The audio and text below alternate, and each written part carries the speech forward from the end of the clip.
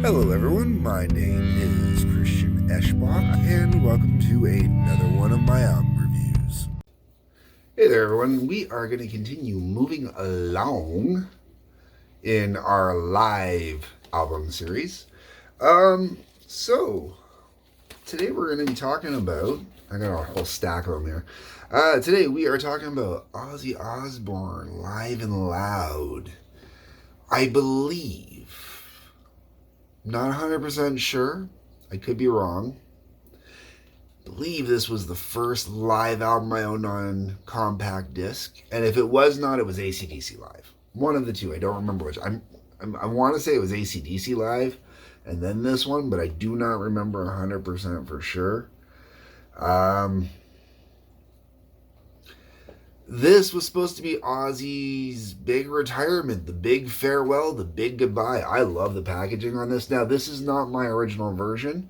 This is actually Tracy's. I believe I gave my copy to one of my kids. I had the exact same one with the speaker inlay on it and whatnot. Loved this set, but mine traveled everywhere with me. I mean, I abused the hell out of my copy, which is why it doesn't exist anymore. And we kept Tracy's copy when we combined our CDs together. There's a good reason I abused the hell out of this. First off, we're talking live. Ozzy, when Ozzy was still cherry Ozzy, when he could still have a conversation, you could comprehend every word he was saying. Before he became kind of like a bumbling caricature of himself. Zakk Wylde, Randy Castillo on drums, and Michael Inez on bass. That was like the band for Ozzy post the Randy Rhoads period. And even then, like this band was something really solid. And when we get in the track listing here, I mean, okay, so the intro is really cool. The intro was kind of like a combination of a bunch of different clips from songs, stuff like that, kind of. I don't even want to say medleyed together because they're not really medley. They just kind of clip into clip into clip into clip. Really, really cool the way it sounds. It's great build up, getting you all revved up, and then right out of the gates come firing out with Paranoid. Now, that tells me right there that's a get it done and over with kind of song because they put it at number one. Now, Ozzy's been playing that one forever. I've played that one live. I don't know how Ozzy has done that one so much. I mean, I know the fans want it, but wow, man. I mean, it's a great song. It's fast, it's over, it's done with, you're out of there, which is really cool. But it's one of those songs, man, where, I can see how you can go a little nuts playing it night after night. Then we get into I Don't Want to Change the World. I don't want the world to change me. Yeah. Great one, man. I love it live. Desire. This is one that I was kind of surprised was on here a little bit. Enjoy the tune, but not one I would have thought of putting on the live set. Mr. Crowley. I'm going to be honest with you. I think I go to Mr. Crowley off here more often than I go to Mr. Crowley off the original album.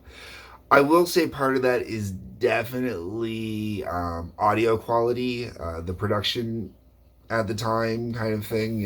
I don't have the digital remaster of Blizzard of Oz. I've had versions of it since that have been digitally mastered, but I still kind of dig on the live version. All right. I Don't Know. Good tune. It's fun to have on here. Road to Nowhere. Road to Nowhere is so great live, man. Oh, I love this version. This version over the studio version any day of the week, man. You get the crowd going in there. It's just fantastic. It is why you buy live albums. Flying High Again's a fun tune. Then you got the guitar solo, which, I'll be honest, it's a guitar solo. Suicide Solution, cool. Goodbye to Romance. Now, not my first choice of songs I would have put on there, but it's okay. I get why they did it. Shot in the Dark, cool. No More Tears. That was the tour that was being done. Miracle Man, then the drum solo, then War Pigs. Great version of War Pigs on here too.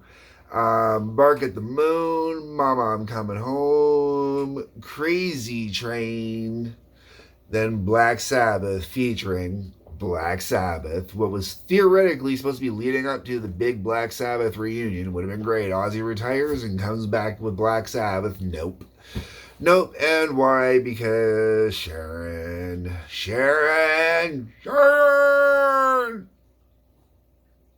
And then it finishes with changes. Would I have switched one or two songs on here? Maybe. But realistically, this is such a fantastic compilation. I mean, the only thing to me that's really missing off of here is I probably would have thought about opening with Diary of a Madman instead of Paranoid. But I wouldn't have taken Paranoid out. I would have probably taken out Desire. I don't know. That's me, though. That's my thoughts, my opinions. The whole way around, if you have never purchased this album, you really should purchase this album. I mean, this is... Okay, so, in a perfect world, if this had been Ozzy's true retirement, doing Ozzy Osbourne, and come back as Black Sabbath and did like another decade with just Sabbath, that could have been the icing on the cake. That could have been the cherry in the career. That could have been everything that was Black Sabbath. Did not work out, and that is an extreme piss off. And the reason why I say that is Ozzy released some really good tunes, and arguably one, maybe two really decent, not great, not fantastic, but decent albums after Live and Loud. And I think I would have rather have had more chances at Black Sabbath doing it again and getting it right than the one album we got from Black Sabbath. So that's how I would have liked it in a perfect world.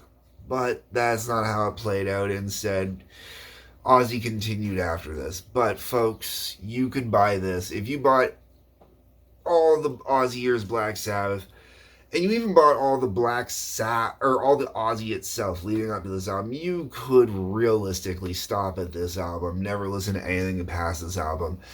And, well, you might miss out on one or two really prime tracks. You're not missing out on much. This should have been the end. Anyways, let me know what you think. That's what the comment section is that's what the comment section is for down below. On your way down there in the description section, you will see 3 links. One is to the TWA, that is Trampoline Wrestling Association. Season 2 has dropped. Go on by, check it out. Really pulled out the production for Season 2. Hit the like button, the subscribe button, the bell for notifications. Also in the links, sorry, I forgot to mention, there is one for the Howling Odyssey, which is where my music endeavors go. There's one for Patreon, which you know what Patreon's for. Okay. So anyways, folks, like I said, like button, subscribe button, bell for notification. Peace, love, take care.